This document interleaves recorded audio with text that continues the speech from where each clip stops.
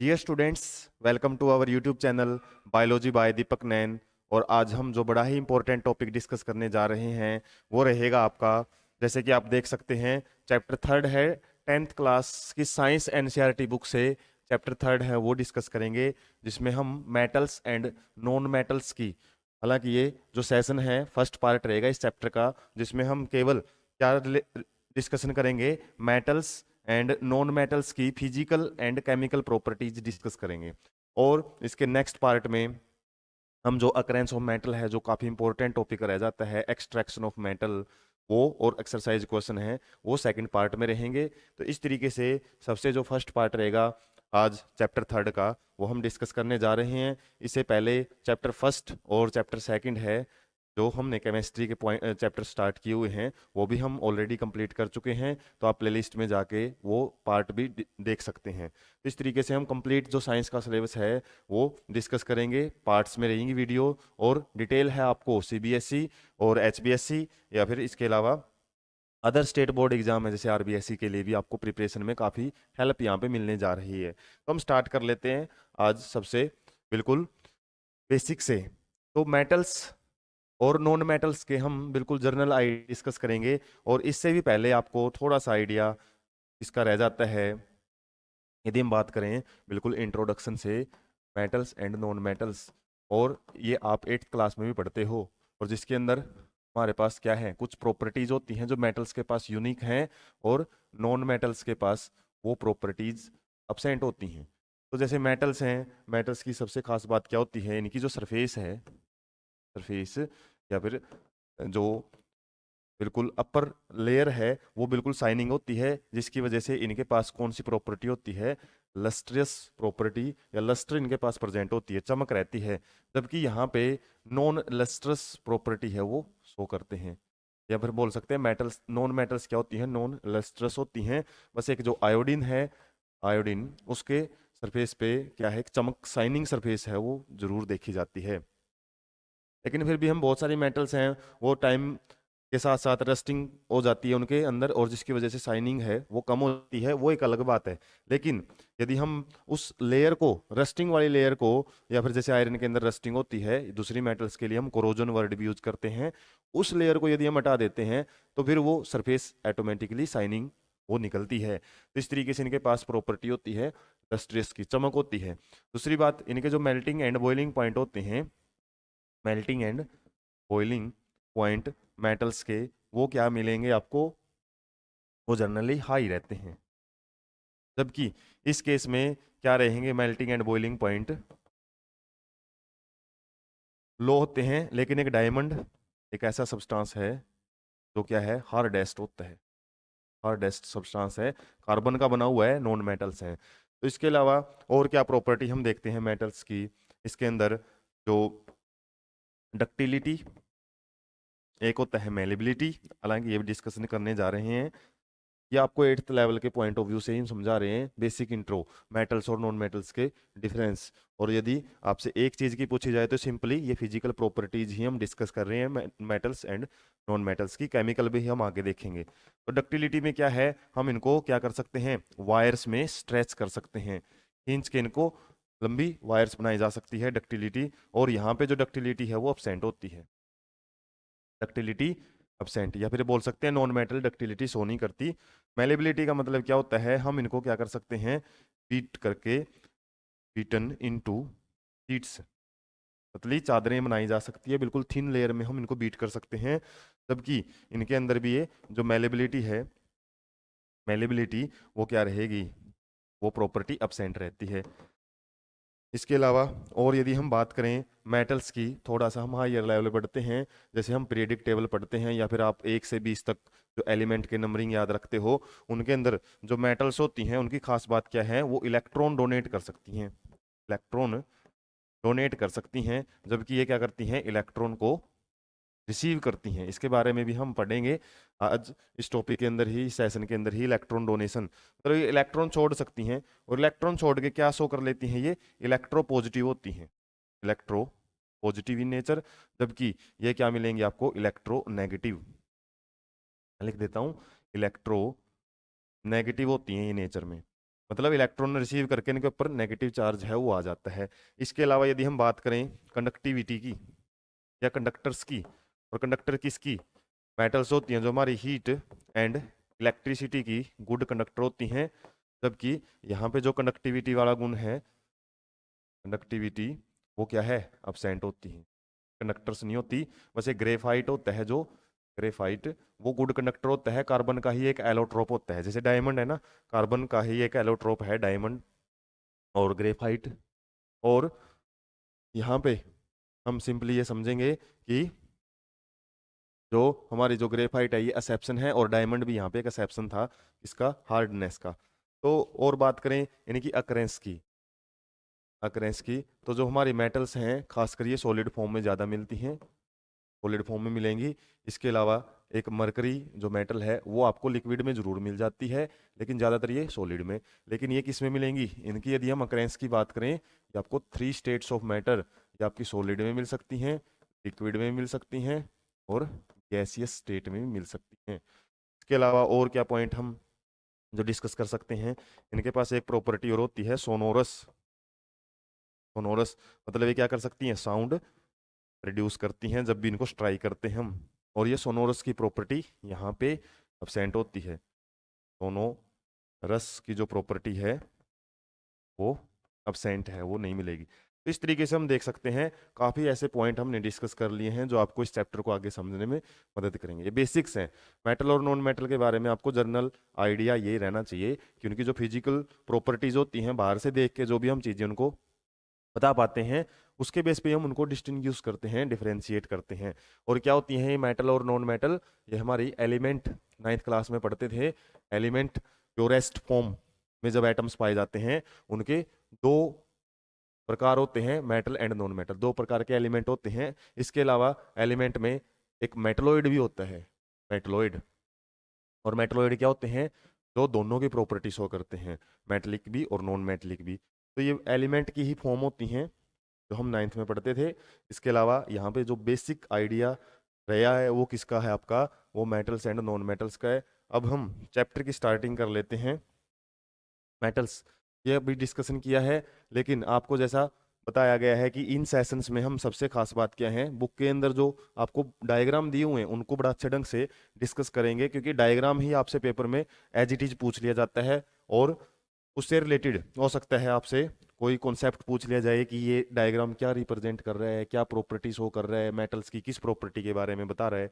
जैसे physical properties क्या होती हैं, जो हम बेसिकली उनको क्या कर सकें, सिंपली फिजिकल प्रोसेस के जरिए समझ सकें, फिजिकल प्रोसेस के जरिए देख, या फिर उनको बाहर से देख के, या फिर केवल फिजिकल एक्सपेरिमेंट करके ही समझ सकें। और केमिकल प्रॉपर्टी क्या है, उनकी रिएक्शंस करवाई जाती हैं, नए सब्सटेंस बनते हैं, कोई गैस इवोल्व होती है, जैसे हमने फर्स्ट चैप्टर में डिस्कस किया था, फिजिकल और केमिकल प्रॉपर्टीज में इतना ही डिफरेंस होता है। तो फिलहाल फिजिकल प्रॉपर्टी मेटल्स की बुक के अंदर जो भी लाइनें इंपॉर्टेंट है वो आपको बताई जाएंगी। और इसमें ये जो एक्टिविटी है या फिर ये जो डायग्राम है किसको शो कर रहा है, यहाँ पे बर्नर लगा हुआ है, यहाँ पे एक मेटल की वायर लगी हुई है, और मेटल की वायर के साथ हमने एक पिन लगाई हुई है, और पिन को किससे लगाया हुआ है, वैक्स मोम के साथ चिपकाया हुआ है। और क्या कर रहे हैं, जब हम बर्नर से मेटल के एक एंड को गर्म करेंगे तो क्या होएगा, आराम आराम से ये मेटल की वायर है वो टोटली गर्म होती रहेगी, और गर्म होने की वजह से क्या होएगा, ये वैक्स पिघलेगा, और जैसे ही पिघलेगा तो ये हमारी पिन है वो नीचे ड्रॉप हो जाएगी।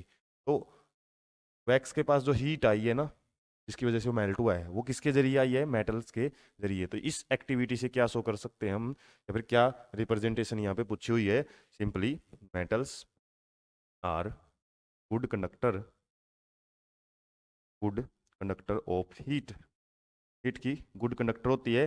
बस याद रखना मरकरी होती है वो बैड कंडक्टर होती है, मरकरी जो मेटल है वो बैड कंडक्टर ऑफ हीट है, क्वेश्चन भी आएगा तब भी हम देख लेंगे। तो ये एक्टिविटी या एक डायग्राम क्या रिप्रेजेंट करता है, ऐसे ही ये डायग्राम आपको दे दिया जाए और इससे पूछ लिया जाए भाई ये कौन सी प्रॉपर्टी को शो करेगा मेटल्स की, तो सिंपल आपको देख रखा है, यहाँ पे बैटरी दी हुई है, बल्ब है, और यहाँ पे क्लिप्स के बीच में यदि हम कोई भी पीस डालते हैं, कोई भी सैंपल डालते हैं, उसके बाद टेस्ट किया जाता है simply electrical conductivity, electrical conductivity.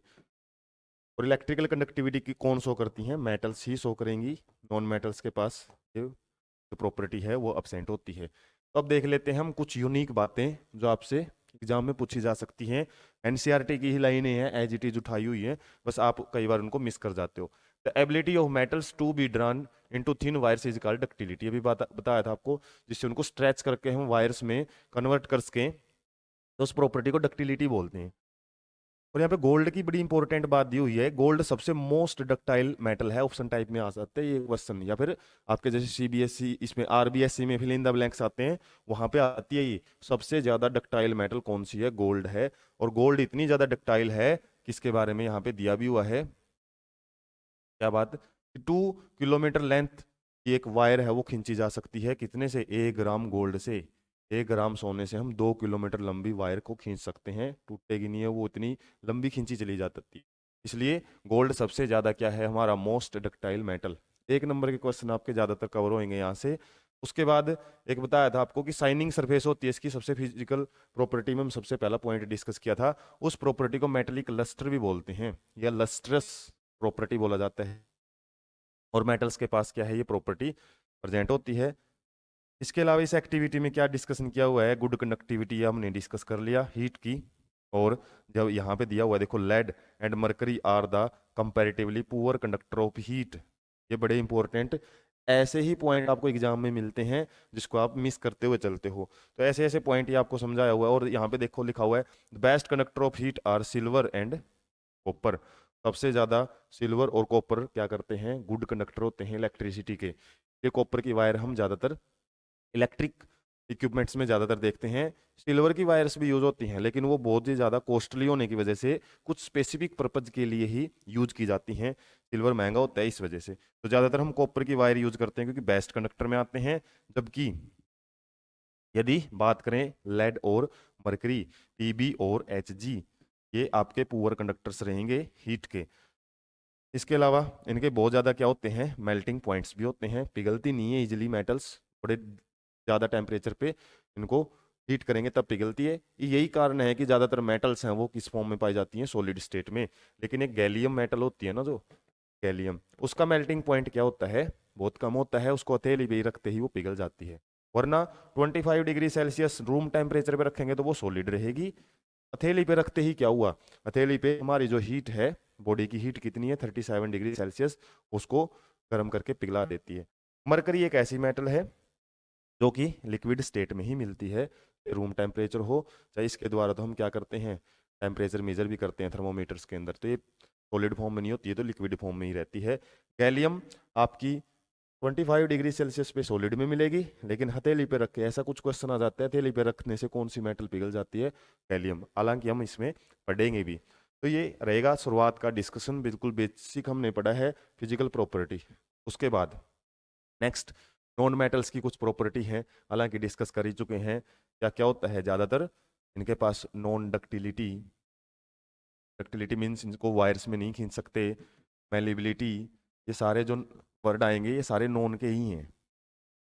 Malleability, इसके अलावा नॉन लस्ट्रस, के अंदर लस्ट्रस की प्रॉपर्टी नहीं है, बस आयोडीन का याद रखना, आयोडीन के पास लस्टर होती है नॉन मेटल होते हुए भी। इसके अलावा और क्या होता है इनके पास, पुअर कंडक्टर ऑफ, या फिर बैड कंडक्टर बोल सकते हैं, bad conductor of heat and electricity, electricity.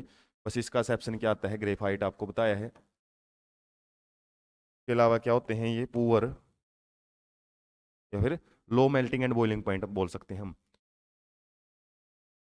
Low melting point and boiling point इनका ज़्यादातर देखा जाता है। क्या होती हैं ये, इलेक्ट्रो नेगेटिव होती हैं, क्योंकि इलेक्ट्रॉन को रिसीव कर सकती हैं, और रिसीव करके इनके ऊपर नेगेटिव चार्ज आ जाता है। क्लोरीन देखते हैं, क्लोरीन के ऊपर नेगेटिव चार्ज देखा जाता है, तो एक इलेक्ट्रॉन एक्सेप्ट कर लेती है।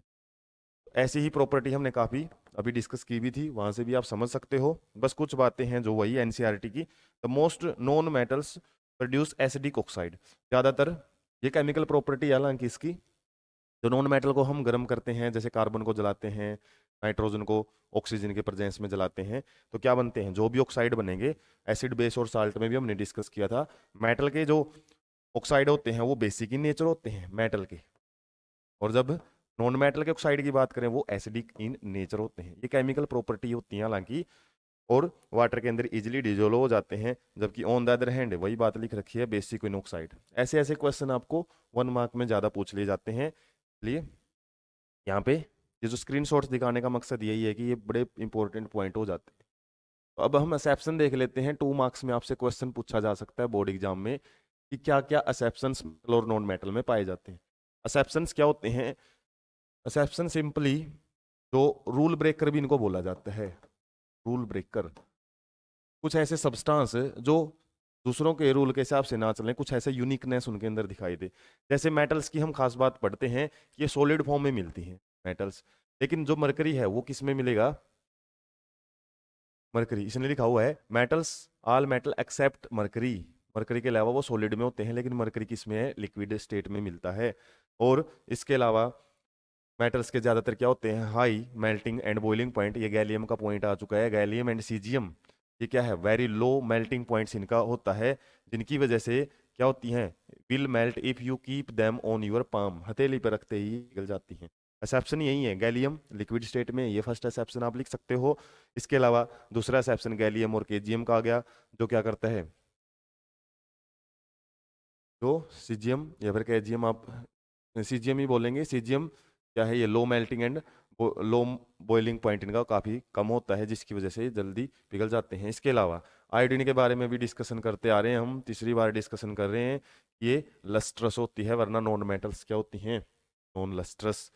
कार्बन एक नॉन मेटल है, लेकिन डिफरेंट फॉर्म में मिलती हैं, और इस डिफरेंट फॉर्म में पाया जाना क्या होता है? एलोट्रोप्स हम बोलते हैं। एलोट्रोप्स मिलते हैं कार्बन के काफ़ी सारे। Each form is called an allotrope. And diamond एक एलोट्रोप है, जो कि क्या है? हार्डेस्ट नेचुरल सब्सटेंस है, नेचर में पाया जाने वाला सबसे मजबूत है, और इसका बहुत ज़्यादा higher melting and boiling point होता है। इसके अलावा हमने नॉन मेटल में क्या अभी डिस्कस किया था? ज़्यादातर नॉन मेटल्स के जो बॉइलिंग एंड मेल्टिंग पॉइंट है वो बड़े कम होते हैं। ग्रेफाइट का एक्सेप्शन आ गया अब यहाँ पे। तो ये क्या है? ये भी कार्बन का येलोट्रोप है, जो गुड कंडक्टर ऑफ इलेक्ट्रिसिटी होता है, जिसकी वजह से हम इसको इलेक्ट्रिक सेल में भी यूज करते हैं। तो ये अलग अलग पॉइंट भी आप लिख सकते हो, यदि आपसे एक्सेप्शंस हैं वो पूछे जाते हैं एक ही पॉइंट में लेके आने की बजाय। उसके बाद एल्कली मेटल्स। एल्कली मतलब जो वाटर सोल्यूबल बेस होते हैं उनको एल्कली बोलते हैं। Alkali metals for example lithium, sodium, potassium are so soft, इतनी ज़्यादा। इसके अलावा जो alkali alkali and alkaline earth metal, earth metals, ये आप दो वर्ड हायर क्लासेस में पढ़ते हो। मेटल्स को भी अलग अलग कैटेगरी में ग्रुप वाइज डिवाइड किया हुआ है। फर्स्ट ग्रुप पीरियडिक टेबल, पहले आता था एक चैप्टर, चैप्टर 5, उसके अंदर जाई जाती थी तो टेबल मिलती थी ना, उसमें एक फर्स्ट ग्रुप रहता था। और एक दिन सेपरेट वीडियो बनाएंगे उसके लिए, तरीके से हम पीरियडिक टेबल पढ़ सकते हैं। हालांकि अपने सिलेबस में नहीं है, लेकिन 11th के लिए वो फाउंडेशन का काम कर सकता है, क्योंकि 11th में काफ़ी सारे चैप्टर उसके बेस पे हैं। तो स्टडी पर्पज के लिए बनाएंगे हम। तो उसमें एल्कली जो मेटल्स होती हैं वो फर्स्ट ग्रुप की होती हैं, जबकि सेकंड ग्रुप की मेटल्स को हम alkaline earth metal, earth metal क्यों? क्योंकि ये अर्थ से निकाली जाती हैं ज़्यादातर, अक्रेंस क्योंकि अर्थ में बहुत ज़्यादा मिलती है। इसके अलावा एल्कली क्यों बोलते हैं? क्योंकि ये जब भी हम इनको बर्न करते हैं या जलाते हैं या फिर वाटर से ये जो भी रिएक्शन करती हैं, उससे एल्कलाइन या मतलब बेसिक प्रॉपर्टीज है वो शो करती है ज़्यादातर। तो लिथियम, सोडियम और पोटेशियम ये एल्कली मेटल्स होती हैं। यहाँ से क्वेश्चन पूछ सकता है आपसे, 3 एग्जाम्पल इसके दे देगा और एक एग्जाम्पल मैग्नीशियम का दे देगा, और पूछ लेगा which of the following is not alkali metals. तो लिथियम, सोडियम और पोटेशियम एल्कली में आती हैं, इतनी सॉफ्ट होती हैं इनको हम चाकू के साथ भी कट कर सकते हैं। इसके अलावा हमने पढ़ा था मेटल्स हार्ड होती हैं काफ़ी, they have low densities and low melting point. Density भी इनकी काफ़ी कम होती है। सोडियम को पानी के ऊपर डालेंगे तो वो तैरती है, और फिर लेकिन वो उस टाइम रिएक्शन करके ब्लास्ट भी करती है, काफ़ी एक्जोथर्मिक रिएक्शन होती है, एक्सप्लोजिव रिएक्शन रहती है वो। तो ये कुछ एक्सेप्शंस हैं जो अपनी एनसीईआरटी में दिए हुए हैं, इनसे भी आपके काफ़ी 1 मार्क क्वेश्चन बन सकते हैं, वरना 2 मार्क्स में आप अलग अलग इनको समझा सकते हो। उसके बाद हमारा फर्स्ट ब्लू बॉक्स या इन टेक्स्ट क्वेश्चन है वो देख लेते हैं। इसमें डायरेक्ट क्वेश्चन आपसे पूछे हुए हैं, 1 मार्क क्वेश्चन बोल सकते हैं। मेटल के बारे में पूछा हुआ है, लिक्विड होती है जो रूम टेम्परेचर पे, अभी पढ़ा था रूम टेम्परेचर पे लिक्विड गैलियम नहीं होती है, गैलियम सॉलिड होती है। गैलियम को जब हम पाम पे रखते हैं 37 डिग्री सेल्सियस पे, तब वो लिक्विड में आती है। तो यहाँ पे हमारा मरकरी है, इसका जवाब रहेगा मरकरी मीन्स Hg। उसके बाद कैन बी इजिली कट, अभी पढ़ा था हमने, सोडियम और पोटेशियम और लिथियम। लिथियम, सोडियम और पोटेशियम ये एल्कली मेटल्स जो होती हैं। बेस्ट कंडक्टर में कौन कौन सी पड़ी हैं? Copper and silver. इसके अलावा पुअर कंडक्टर में हमने पढ़ा था क्या क्या होता है? Mercury and lead. Explain the meaning of malleability and ductility, या डक्टाइल क्या होता है? मेलेबिलिटी में क्या होता है? प्रॉपर्टी, प्रॉपर्टी बाय विच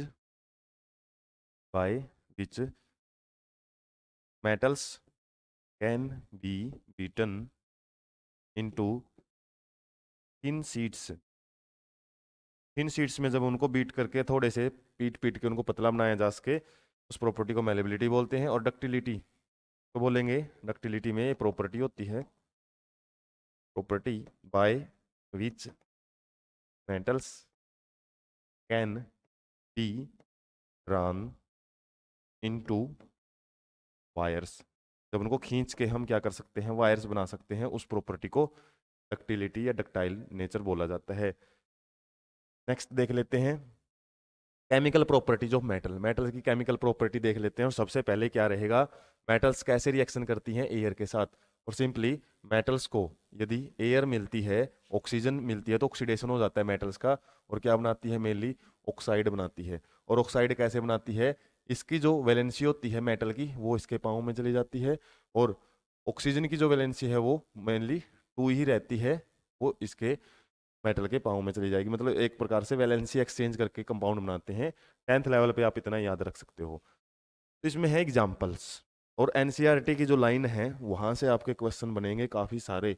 ये नहीं कि आपने सिंपल समझ लिया कि ऑक्साइड बनेंगे, कौन सी मेटल इस लेवल पे कैसी रिएक्शन शो करती है।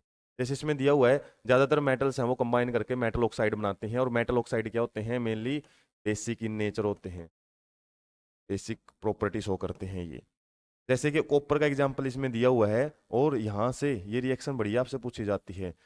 ये एक्स कंपाउंड दे देता है, x is heated in air, question बनता है इससे, and it combines with oxygen to form this compound copper two oxide, और ये क्या है? ब्लैक कलर का है। तो ये बोलेगा एक्स कोई कंपाउंड है, उसको हीट करेंगे एयर में, तो एक ब्लैक कलर की सब्सटेंस है वो प्रोड्यूस करता है, तो रिएक्शन लिखें इसकी। क्वेश्चन ऐसे ही पूछे जाएंगे, डायरेक्ट कुछ नहीं पूछा जाता आपसे। तो कॉपर क्या है? ऑक्सीजन के साथ कंबाइन करके क्या करता है? कॉपर डाइऑक्साइड बनाता है, और यही ब्लैक इन कलर होता है, ब्लैक इन। और ऐसे क्वेश्चन आपको काफी मिल जाएंगे। आजकल के जितने भी एग्जाम होते हैं वो डायरेक्ट क्वेश्चन नहीं उठाते। आरबीएससी, सीबीएसई और एचबीएसई सभी की बात कर रहा हूं मैं, तो वो ऐसे बुक से ही उठाएंगे क्वेश्चन। थोड़ा सा इधर उधर तो एक दो क्वेश्चन वो पक्का करते ही हैं, खासकर स्टेट बोर्ड एग्जाम। वरना सीबीएसई वाले तो ज्यादातर क्वेश्चन ऐसे ही मिलेंगे, जो आपको थोड़ा दिमाग लगाना पड़ेगा कि पढ़ी हुई चीजें ही आपसे आए। उसके बाद एल्यूमिनियम है, वो एल्यूमिनियम ऑक्साइड बनाती है, और एल्यूमिनियम ऑक्साइड का फॉर्मूला होता है Al2O3। वो कैसे बना? इसकी वैलेंसी हम 2 मानते हैं, और ऑक्सीजन इसकी एल्यूमिनियम की 3, तो एक्सचेंज करके क्या है? Al2O3 एक ऑक्साइड बनता है। तो सिंपल, यदि आपको फॉर्मूले बनाने आते हैं और रिएक्शन आपको यदि आधी दे दी जाती है, यदि आपको ये वाली चीज नहीं मिलती, तो आप खुद भी क्या कर सकते हो? रिएक्शन है वो बना सकते हो इस तरीके से। तो वैलेंसी आपको पता होनी चाहिए किस तरीके से काम करती है फॉर्मूले बनाते time. Most metal oxides are insoluble in water. अब ऑक्साइड हमने देख लिया, मेटल ऑक्साइड बनाएंगी, बेसिक इन नेचर होते हैं वो। और अब ये देखना है हमने बेसिक प्रॉपर्टी कैसे पता करेंगे उसकी। तो बेसिक प्रॉपर्टी शो करने के लिए उनको वाटर के अंदर घोला जाता है, और ज्यादातर मेटल के ऑक्साइड क्या होते हैं? इनसॉल्युबल मिलेंगे, वो वाटर के अंदर घुलते नहीं हैं। लेकिन कुछ हैं वो वाटर के अंदर घुल के क्या बनाते हैं? एल्कली। एसिड, बेस और साल्ट में हमने एल्कली के बारे में जरूर पढ़ा था। एल्कली क्या होते हैं? वाटर सोल्यूबल, वाटर सोल्यूबल जितने भी बेस हैं, क्योंकि सारे बेस वाटर में सोल्यूबल नहीं है, जितने हमारे बेस वाटर में सोल्यूबल हैं केवल वही एल्कली कहलाते हैं। Sodium oxide and potassium oxide dissolved in water क्या प्रोड्यूस करते हैं? ये हाइड्रोक्साइड करते हैं प्रोड्यूस, हाइड्रोक्साइड। हाइड्रोक्साइड का फार्मूला क्या होता है? OH होता है। सोडियम है, ये क्या बनाएगा? NaOH। पोटेशियम है, KOH बनाता है। वैलेंसी 1 होती है, -1। ऑक्सीडेशन स्टेट बात करो तो दोनों की 1 1 होती है, इसलिए सिंपल हमारा कंपाउंड है वो बना हुआ दिखता है। उसके बाद और क्या इंपॉर्टेंट बात है, एल्यूमिनियम की जो ऑक्साइड की लेयर बनती है ये एसिडिक और बेसिक दोनों प्रॉपर्टी शो करती है। ऐसी चीजों को हम क्या बोलते हैं, एम्फोटेरिक ऑक्साइड। जो एल्यूमिनियम का ऑक्साइड है, इसके अलावा जिंक का भी ऑक्साइड होता है जो वो भी एम्फोटेरिक की नेचर होता है। एम्फो मीन्स बोथ एसिडिक और बेसिक दोनों प्रॉपर्टी शो करता है। पता कैसे लगेगा, यदि हम इस ऑक्साइड को एसिड के साथ रिएक्शन करेंगे ये साल्ट एंड वाटर बनाएगा, पढ़ा था हमने न्यूट्रलाइजेशन रिएक्शन। और इसी को यदि हम बेस के साथ रिएक्शन करवाएंगे फिर ये साल्ट एंड वाटर ही बनाता है। वाटर तो इनमें बनेगा ही, और लेकिन जो साल्ट है वो अलग अलग बनते हैं। जैसे HCl के साथ तो रिएक्शन करेगा, क्या करेगा, एल्यूमिनियम क्लोराइड बना लेता है। लेकिन यहाँ पे अलग सा आपको कंपाउंड मिलता है, सोडियम एल्यूमिनेट। और प्रीवियस जो पब्लिकेशन होती थी एनसीईआरटी की, वहां पे मिलता था आपको सोडियम जिंकेट, Na2ZnO2। और ये हो सकता है आपको प्रीवियस चैप्टर में भी मिल जाए, तो सोडियम जिंकेट बोलते हैं। तो ये जो साल्ट हैं बनते कैसे हैं, इस तरीके से, इस प्रकार के। वैसे तो साल्ट ये कोऑर्डिनेशन कंपाउंड होते हैं जो आप 12th क्लास में पढ़ते हो जाके, कि दो दो मेटल्स आ रही हैं एक साथ में। अलावा हमने पढ़ा था मेटल्स नॉन मेटल्स के साथ ही कंपाउंड बनाती हैं, फॉर्मूले बनाती हैं। लेकिन यहाँ पे दो दो मेटल्स आई हुई हैं, वो कोऑर्डिनेशन कंपाउंड होते हैं, कई कई मेटल्स मिलके कंपाउंड बना सकती हैं। और इसमें वैलेंसी की यदि हम बात करें, वैलेंसी बेस पे कैसे कंपाउंड बनाती है, सोडियम की वैलेंसी होती है 1, और AlO2 ये इकट्ठा है। वैसे तो Al एल्यूमिनियम है जो ऑक्सीजन के साथ क्या कंपाउंड बनाता है, Al2O3 बनाता है। लेकिन यदि हम AlO2 की बात करें और इसकी वैलेंसी फाइंड आउट करें, यदि आपको एल्यूमिनेट से कोई भी फॉर्मूला पूछ लिया जाए, जैसे मैग्नीशियम एल्यूमिनेट का फार्मूला बताओ भाई, तो इससे आप वो भी फॉर्मूले बना सकते हो। सोडियम की वैलेंसी 1 है, तो जाहिर सी बात है सोडियम के पाँव में यदि कुछ नहीं लग रहा है, सोडियम के पाँव में यदि 2 लगा होता तो फिर क्या है, जैसे यहाँ पे लगा हुआ है 2, तो यहाँ पे जिंक, जो जिंकेट है ना, सोडियम जिंकेट, इसकी वैलेंसी सिंपली जिंकेट की वो 2 है, पाँव में लगा हुआ है। और सोडियम की वैलेंसी 1 है, तो इसके पाँव में कुछ नहीं लगा हुआ, और पाँव में यदि लगा होता ना, इस तरीके से लगा हुआ मिलता 2। लेकिन अब यहाँ पे ये O2 है, ये तो ये मॉलिक्यूल के साथ ही है हमारा, तो जिंकेट की वैलेंसी होती है -2, और एल्यूमिनेट की वैलेंसी होती है -1। इस तरीके से यदि आपको कोई क्वेश्चन मिल जाए ना, जैसे पूछ लिया जाए मैग्नीशियम मैग्नीशियम एल्यूमिनेट का फॉर्मूला बताओ भाई क्या होता है एल्यूमिनेट, तो ये बुक की बात को आप नजरअंदाज नहीं कर सकते। एल्यूमिनेट मीन्स AlO2 होता है। और ऐसे ही यदि आपसे पूछ लिया जाए किसका, पोटेशियम, पोटेशियम एल्यूमिनेट का फॉर्मूला बताओ, ऐसे ही जैसे मैंने जिंकेट का बताया है, जिंकेट को ZnO2 बोलते हैं, और इसकी वैलेंसी कितनी होती है, -2 होती है वैलेंसी या फिर ऑक्सीडेशन स्टेट। और इसे आपसे पूछ लिया जाए भाई इसका एक, आपको सोडियम के साथ, सोडियम का साथ तो हमने देख लिया, एल्यूमिनियम के साथ बनाओ, और एक बोल दिया आपको किसके साथ बनाना है, कैल्शियम के साथ, तो कैसे बनेंगे फॉर्मूले। वैलेंसी आपको पता है, सिंपली आप फॉर्मूले बना सकते हो। मैग्नीशियम की वैलेंसी कितनी होती है, 2, इसकी वैलेंसी होती है 1, अभी देखा था हमने Al2 की वैलेंसी -1 या ऑक्सीडेशन स्टेट इसका +2। सिंपल फॉर्मूला क्या बनेगा, AlO2, और 2 बाहर रहेगा। इसकी वैलेंसी 1 है तो यहाँ 1 लगाने की जरूरत ही नहीं है। ऐसे ही यदि पोटेशियम का बोल दिया जाए तो KaLO2, KaLO2 फॉर्मूला बन जाएगा। ऐसे ही यदि हम जिंकेट की बात करें, एल्यूमिनियम जिंकेट, एल्यूमिनियम की वैलेंसी कितनी होती है, 3, तो वो तो चली जाएगी जिंकेट के पाँव में, यहाँ पे 3 आ जाएगा, और ये तो जिंकेट में था ही 2, और जिंकेट की कितनी होती है, 2, तो ये आ जाएगा इस तरीके से, ये फॉर्मूला बन जाएगा आपका। ऐसे ही कैल्शियम का बनाएं तो कैल्शियम की वैलेंसी भी 2 है, जिंकेट की भी, तो क्या बन जाएगा हमारा फॉर्मूला, CaZnO2, कैल्शियम जिंकेट।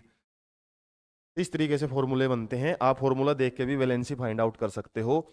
इससे आप इसी जैसे कुछ क्वेश्चंस जो बनते हैं उसमें मार्क्स लूज करने से बच सकते हो। इस तरीके से हमने यहाँ पे मेनली क्या पढ़ा था, एम्फोटेरिक ऑक्साइड। एम्फोटेरिक ऑक्साइड में आप इसका भी याद रखना है एग्जाम्पल, ZnO का भी याद रखना है, क्योंकि एक क्वेश्चन आएगा एक्सरसाइज में जिसमें आपसे पूछा जाएगा एम्फोटेरिक ऑक्साइड क्या है, और 2 एग्जाम्पल दें। एक एग्जाम्पल तो इसने दे ही रखे है, एग्जाम्पल एक ही है, कभी सोचो 2 हैं। एक एग्जाम्पल है ये एल्यूमिनियम ऑक्साइड का एग्जाम्पल है। ऐसे ही 2 एग्जाम्पल किसके बनते हैं, ऐसे एग्जाम्पल बनते हैं जिंक ऑक्साइड के, जब ये HCl के साथ रिएक्शन करता है और दूसरा किसके साथ करेगा, कोई भी बेस के साथ रिएक्शन करेगा। HCl के साथ तो हमको पता है दोनों ही कंडीशन में वाटर तो जरूर बनेगा, ये फिक्स है। लेकिन यहाँ पे जिंक है, वो क्लोरीन के साथ रिएक्शन करके क्या बनाएगा, जिंक क्लोराइड। और जबकि अभी हमने देखा था NaOH के साथ रिएक्शन करके क्या बनाएगा, यहाँ पे यदि हम बात करें सोडियम जिंकेट, अभी बात कर रहे थे हम सोडियम जिंकेट, ये एक सब्सटेंस है, वो बनता है, वाटर इसके अंदर बनेगा ही। तो इस प्रकार का एक कोऑर्डिनेशन कंपाउंड देखने को मिलता है। ये साल्ट आपको याद रखने पड़ेंगे, अजीब से फॉर्मूले हैं, बता जरूर दिया मैंने, वैलेंसी इनकी क्या होती है उस बेस पे फॉर्मूले बने हुए हैं। ऐसे ही एग्जाम में ज़्यादा पूछी जाती हैं जिनको आप लूजली लेके समझते हो या फिर छोड़ देते हो, टिपिकल लगती है, इसलिए ये समझाने का मकसद यही है ताकि आप हर चीज़ को कवर कर सको। नेक्स्ट देख लेते हैं, what happens when metals burnt in air, वही है, एयर के अंदर बर्न्ट करेंगे। और कुछ प्रॉपर्टी दी हुई है अपनी बुक के अंदर, पोटेशियम सोडियम है, ये इतनी ज़्यादा जल्दी रिएक्ट कर लेती हैं, विग्रसली का मतलब इतनी फास्ट रिएक्शन होती है इनके अंदर, ये क्या करती हैं, कैच फायर, इजिली कैच कर लेती हैं फायर, आग लग जाती है इनके अंदर, और ब्लास्ट से ओपन रिएक्शन है।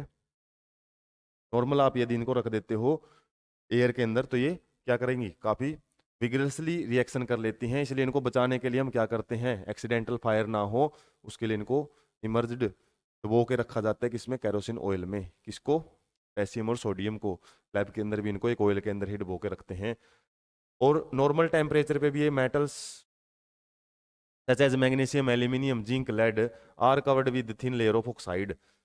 और ज़्यादातर क्या होता है, नॉर्मल मेटल्स होती हैं, जैसे एक क्वेश्चन तो हमने पढ़ा भी था मैग्नीशियम रिबन को, उस चैप्टर में ही था बिल्कुल, फर्स्ट ब्लू बॉक्स क्वेश्चन था, जिसमें मैग्नीशियम ऑक्साइड की एक लेयर बन जाती है मैग्नीशियम रिबन के ऊपर। इसको रिमूव करने के लिए हम इसको क्या करते हैं, तो रब करना पड़ता है। क्वेश्चन था कि क्यों रब करना पड़ता है जिंक, ये जो हमारी मैग्नीशियम है इसकी रिबन को जलाने से पहले। तो उसका रीजन यही था कि इसके ऊपर एक लेयर बन जाती है किसकी, ऑक्साइड की, और ये ऑक्साइड की लेयर इसको फर्दर रिएक्शन करने से रोकती है।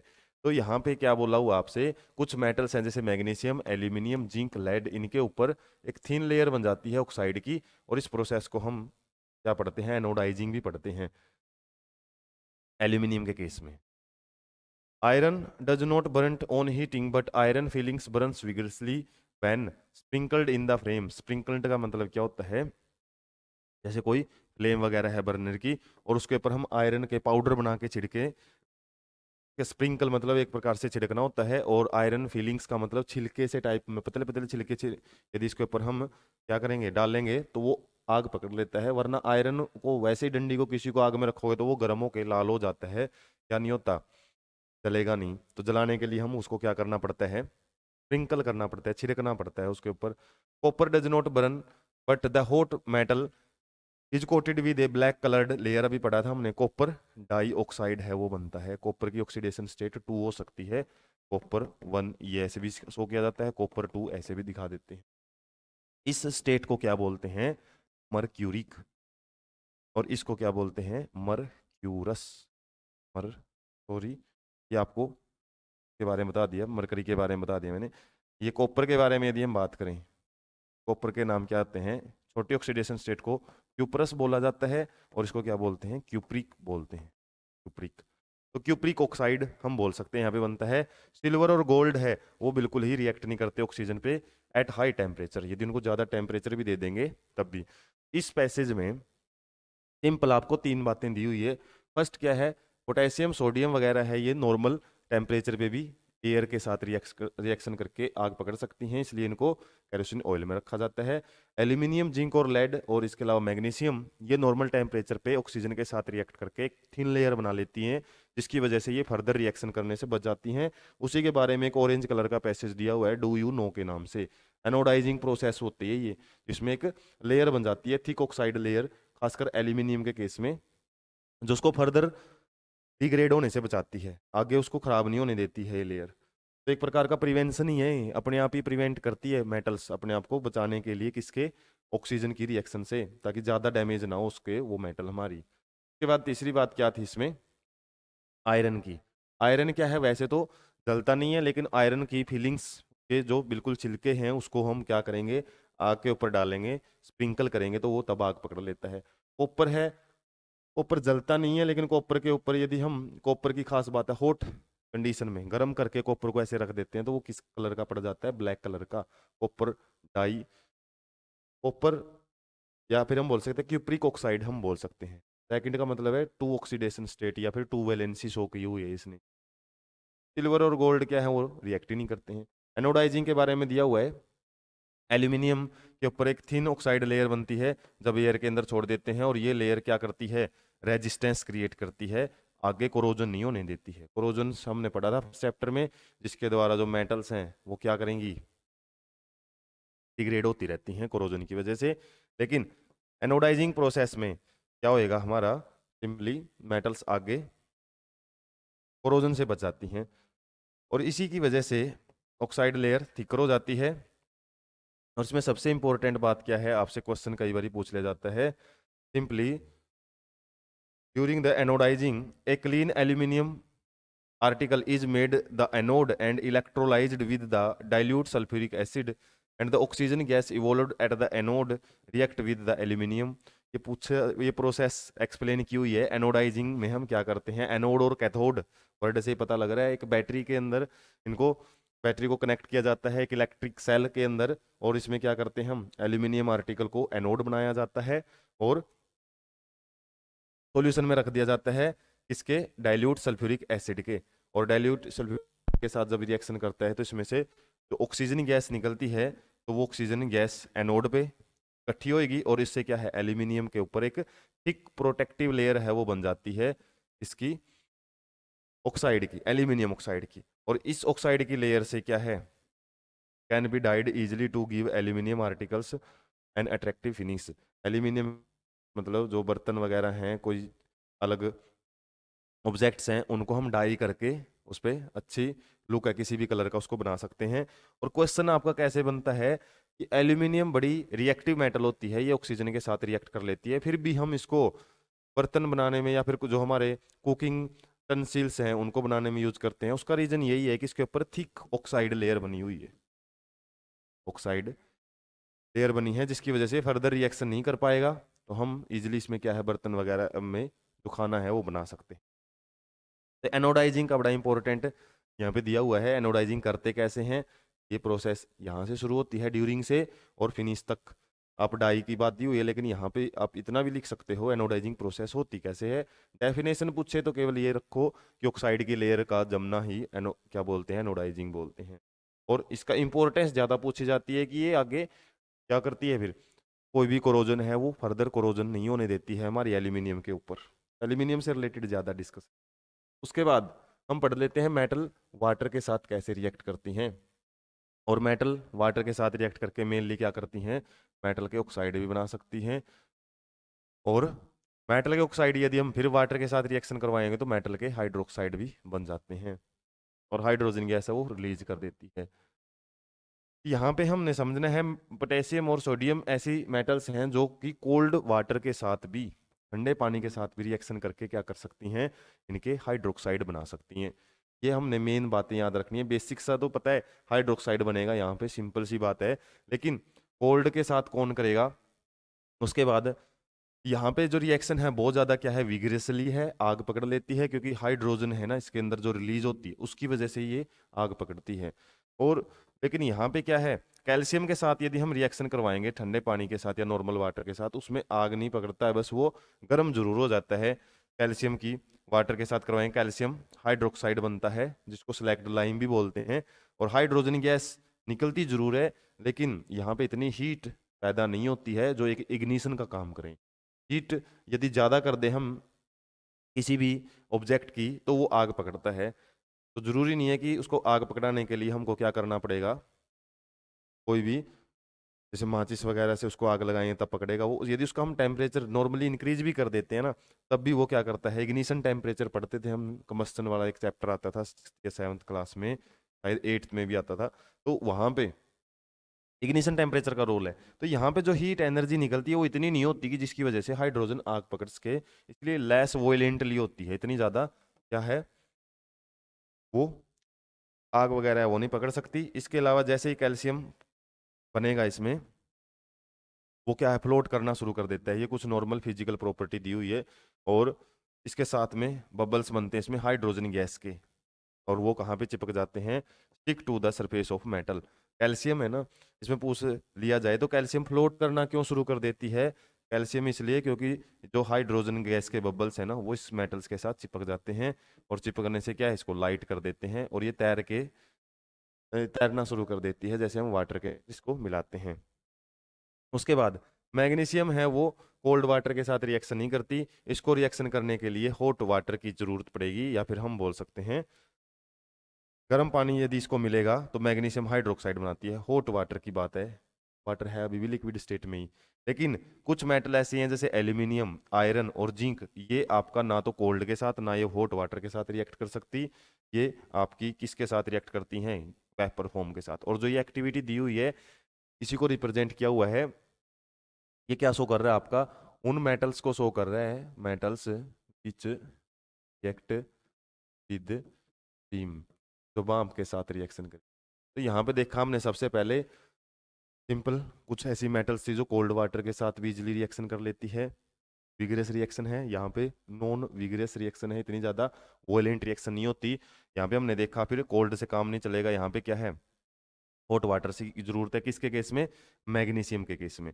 और उसके अलावा हमने क्या देखा है यहाँ पे, मैग्नीशियम के अलावा और क्या देखा है, एल्यूमिनियम, आयरन और जिंक, ये आपका हॉट और ना ही कोल्ड वाटर के साथ रिएक्ट करती, इनको तो स्टीम चाहिएगी। और ये एक्टिविटी बड़ी ही इंपॉर्टेंट है, इससे रिलेटेड क्वेश्चन आपका बन सकता है तो या फिर डिराइव एन एक्टिविटी, या फिर शो डायग्रामेटिकली हाउ जिंक, कोई भी मेटल दे देगा आपको, एल्यूमिनियम, आयरन और जिंक रिएक्ट विद स्टीम। तो इसको एक्टिविटी को एज इट इज आपको क्या करना है, इस डायग्राम को वहां पे बताना पड़ेगा, 2 या 3 नंबर में पूछा जा सकता है। तो यहाँ पे क्या दिया हुआ है, सिंपल एक टेस्ट ट्यूब है, और टेस्ट ट्यूब के अंदर हमने एक glass wool soaked in the water. Glass wools मतलब थोड़ी सी क्या है, एक नॉर्मल वूल नहीं होती, थोड़ी सी क्या है वो अपने शेप को मेंटेन रखती है, या फिर हम बोल सकते हैं इसमें वाटर है, इसको एब्जॉर्ब करके रखेगी।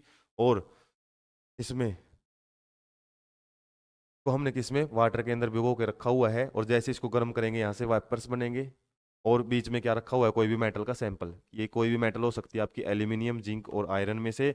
और स्टीम जैसे ही निकलेगी इसके साथ रिएक्शन करेगी, और रिएक्शन करने के बाद हम क्या करेंगे, जो भी इसके अंदर गैस बनेगी उस गैस को क्या करेंगे, फिर एक सोप सॉल्यूशन लेंगे, और सोप सॉल्यूशन में एक टेस्ट ट्यूब को इन्वर्ट करके रखेंगे, और यहाँ पे जो गैस इकट्ठी होगी वो हाइड्रोजन गैस ही इकट्ठी होगी। यहाँ पे देख सकते हैं हाइड्रोजन गैस हर जगह मिल रही है, ये सबके अंदर कॉमन है।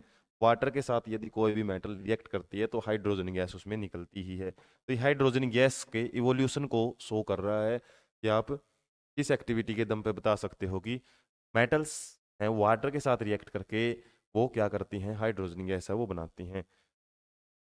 इसके अलावा लेड, कॉपर, सिल्वर, गोल्ड, ये किसी भी टाइप के वाटर के साथ रिएक्शन नहीं करती है। वाटर के साथ रिएक्शन करने से सिंपल हमको यहाँ पे एक आइडिया लगता है कि हाइड्रोजन गैस हर केस में निकलेगी। इसके अलावा हाइड्रोक्साइड है वो जरूर बनेगा, मेटल के हाइड्रोक्साइड बनेंगे हर केस में, मेटल के हाइड्रोक्साइड। लेकिन कंफ्यूज करने वाली सबसे जो इंपॉर्टेंट बातें क्या हैं आपके लिए, पोटेशियम सोडियम कैसे रिएक्ट करती है, कैल्शियम की रिएक्शन कैसे है, मैग्नीशियम किसके साथ रिएक्शन करता है, एल्यूमिनियम, आयरन और जिंक, ये आप अलग अलग तरीके से नोट कर लेना।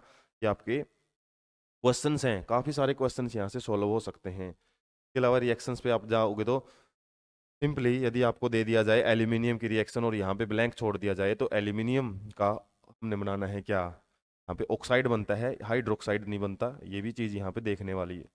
हाइड्रोक्साइड नहीं बना हुआ, यहाँ पे क्या बना हुआ है, ऑक्साइड बनता है।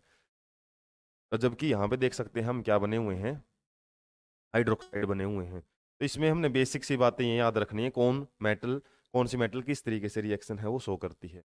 नेक्स्ट देख लेते हैं मेटल एसिड के साथ कैसे रिएक्ट करती हैं। तो मेटल के ज़्यादातर क्या होते हैं, ऑक्साइड वगैरह हैं वो बेसिक इन नेचर हैं, और एसिड के साथ रिएक्शन करके क्या करती हैं, ये एक प्रकार की न्यूट्रलाइजेशन रिएक्शन शो करती हैं। साल्ट तो इसमें बनता है, वाटर नहीं बनता, वाटर के अलावा क्या बनता है, हाइड्रोजन गैस है वो निकलती है। तो hydrogen gas is not evolved when, एक क्वेश्चन आपका पूछा जाता है कि ऐसी कौन सी मेटल है जो हाइड्रोजन गैस रिलीज नहीं करती है, या फिर ऐसा कौन सा एसिड है, ज़्यादातर जो HCl है, H2SO4 है, जो स्ट्रॉन्ग एसिड होते हैं ना, वो तो H2 गैस रिलीज करेंगे जब भी किसके साथ रिएक्शन करेंगे, मेटल्स के साथ। लेकिन जो आपका नाइट्रिक एसिड है ना, ये जब रिएक्शन करता है तो उस केस में हाइड्रोजन गैस रिलीज नहीं होती। इसका कारण पूछा जाता है आपसे खासकर।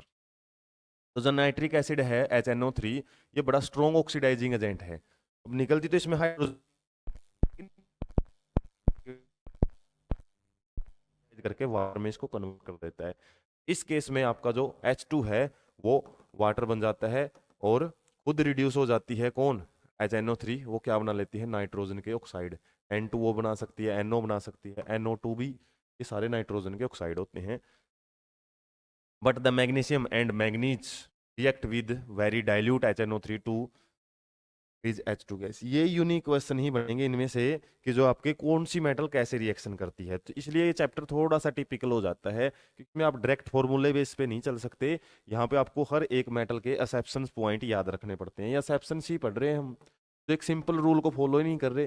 कोई मेटल कैसे रिएक्ट कर रही है, कोई कैसे कर रही है, और exceptions are very important in inorganic chemistry. जो हम पढ़ रहे हैं ये इनऑर्गेनिक केमिस्ट्री है। यहाँ पे एक्सेप्शंस जहां भी मिल जाए आपको, जो रूल ब्रेकर मिले, वो पेपर के पॉइंट ऑफ व्यू से बड़े इंपॉर्टेंट होते हैं हमेशा।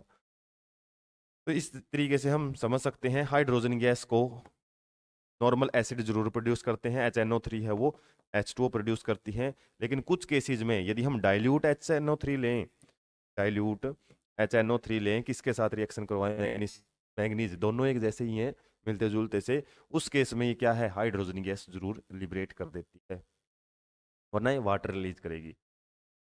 इसके अलावा यदि हम बात समझे, एक रिएक्टिविटी जो होती है मेटल्स की, रिएक्टिविटी सीरीज, हालांकि इसमें आगे पढ़ेंगे हम कौन सी मेटल कितनी ज़्यादा रिएक्टिव है। हालांकि फर्स्ट चैप्टर में भी हमने डिस्प्लेसमेंट रिएक्शन को समझते टाइम ये ध्यान दिया था कि कौन सी मेटल जितनी ज़्यादा रिएक्टिव है वो लो रिएक्टिव मेटल को डिस्प्लेस कर देती है। Copper, no bubbles were seen and the temperature also remained unchanged. This shows the copper does not react with dilute HCl. तो HCl या फिर किसी भी एसिड से हाइड्रोजन गैस रिलीज करना किस पे डिपेंड करता है, वो सिंपल रिएक्टिविटी सीरीज पे डिपेंड करता है। ऐसे क्वेश्चन बनते भी हैं कि ऐसी कौन सी मेटल है जो HCl के साथ रिएक्शन करके क्या नहीं करती, हाइड्रोजन गैस प्रोड्यूस नहीं करती। और यहाँ पे देख सकते हो, आपको दिया हुआ है copper does not react with dilute HCl। Copper HCl के साथ रिएक्ट करके हाइड्रोजन गैस नहीं देता, क्योंकि इतना ज़्यादा रिएक्टिव नहीं है ये कि हाइड्रोजन में से क्या निकाल सके, क्लोरीन को सेपरेट कर सके। क्योंकि HCl में जब हम रिएक्टिविटी सीरीज देखेंगे ना, एक प्रकार की डिस्प्लेसमेंट रिएक्शन ही शो करती है वो। रिएक्टिविटी सीरीज जब बात करेंगे, वो हाई रिएक्टिविटी है जिसकी वो डिस्प्लेस कर देता है नॉर्मली साल्ट से किसी भी दूसरी मेटल को। लेकिन हाइड्रोजन की बात करें रिएक्टिविटी सीरीज में, हाइड्रोजन कॉपर से ज़्यादा रिएक्टिविटी शो करता है, जिसकी वजह से यदि ये HCl के बाइंड है ना, तो कॉपर सिंपली इसको HCl से रिमूव नहीं कर सकता, हाइड्रोजन अलग नहीं हो सकता इसमें। इसके अलावा एक क्वेश्चन यहाँ से बन सकता है, एक्वारिजिया क्या होता है। एक्वारिजिया एक रॉयल वाटर, लेटिन में रॉयल वाटर इसको बोलते हैं, शाही जल। और ये किससे बनता है, इसकी कंसंट्रेशन आपसे पूछ ली जाती है, इसका रेशियो 3:1। 3 क्या लिया जाता है, HCl, और 1 क्या लिया जाता है, nitric acid, nitric acid HNO3। और ये दोनों कंसंट्रेटेड लिए जाते हैं, बहुत ही ज़्यादा स्ट्रॉन्ग लिए जाते हैं। दोनों को 3:1 में मिलाया जाता है। मान लो आपको 4 लीटर एक्वारिजिया तैयार करना है, तो 3 लीटर आपको HCl मिलाना पड़ेगा, और 1 लीटर आपको क्या मिलाना पड़ेगा उसके अंदर, NO3। उससे जो सॉल्यूशन बनेगा ना, उसको रॉयल वाटर फिर एक्वारिजिया ही बोलते हैं। इसकी खास बात क्या है, ये गोल्ड जैसी मेटल के साथ भी रिएक्शन कर सकता है। तो गोल्ड, प्लेटिनम, सिल्वर, ये बड़ी ही नॉन रिएक्टिव मेटल्स होती हैं, लेकिन कुछ केसेस में ये गोल्ड के साथ रिएक्शन कर लेता है। इवन तो neither of these acids can do so alone. और इसके अलावा यदि यहाँ पे क्या बात की हुई है, मतलब 1 और 1 11 होते हैं, यहाँ पे दी हुई है, मतलब एकता में बल है। वरना तो HCl अकेला रिएक्शन करेगा गोल्ड के साथ, नहीं कर सकता। HNO3 भी अकेला नहीं कर सकता, दोनों मिलके गोल्ड को क्या कर सकते हैं, डिजोल्व कर सकते हैं। और इसी प्रॉपर्टी की वजह से क्या है, एक्वारिजिया इज हाईली कोरोजिव, मतलब बहुत ज्यादा रिएक्टिव होता है। और फ्यूमिंग लिक्विड, जब इसमें हम गोल्ड को डालते हैं, फ्यूम्स सी निकलती है, धुआं सा निकलता है। और it is one of the few reagents that able to dissolve gold and platinum. ऐसे कुछ सब्सटेंस हैं ये। जब हमको गोल्ड और प्लेटिनम वगैरह को सेपरेट करना हो किसी भी कंपाउंड से, तो सिंपली उसको एक्वारिजिया के अंदर डाल देते हैं। गोल्ड और जो प्लेटिनम है वो उसके अंदर घुल जाता है, और बाकी जो सब्सटेंस है जो नहीं घुलते हैं वो ऐसे कैसे पड़े रहते हैं, फिल्ट्रेशन से उसको हम अलग कर सकते हैं। तो इस तरीके से जो एक्वारिजिया का इंपॉर्टेंट यूज किस में यूज किया जाता है, गोल्ड और सिल्वर के ज़्यादातर जो हमारे ज्वेलरीज होती हैं, ये टाइम के बाद इनकी शाइनिंग यदि कम हो जाती है तो एक्वारिजिया में डाल के इनको थोड़ी देर के बाद निकाल लिया जाता है। ज़्यादा लंबे टाइम तक डालेंगे तो क्या हो जाएगा, पूरा का पूरा गोल्ड ही उसके अंदर घुल जाएगा। लेकिन इसमें क्या है, फिर एक्वारिजिया में से गोल्ड को फिर सेपरेट भी किया जा सकता है। तो इस तरीके से शाइनिंग है वो जरूर आ जाती है हमारी ज्वेलरी की, लेकिन कुछ पार्ट है वो कम हुआ मिलता है। क्वेश्चन आपसे ऐसे पूछते हैं कि एक्वारिजिया में डालने से गोल्ड की शाइनिंग जरूर आ गई है लेकिन वो वेट कम हो गया उसका। तो वेट कम होने का रीजन क्या है, क्योंकि कुछ जो मेटल है हमारी वो एक्वारिजिया के अंदर घुल चुकी है, जिसकी वजह से वेट कम हो गया, और वो घुली हुई मेटल को हम सेपरेट भी कर सकते हैं फिर।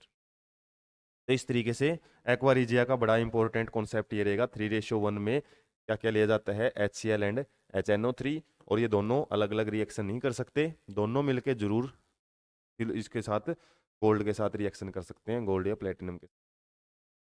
नेक्स्ट देख लेते हैं मेटल दूसरी मेटल्स के सॉल्यूशन के साथ कैसे रिएक्शन करती हैं।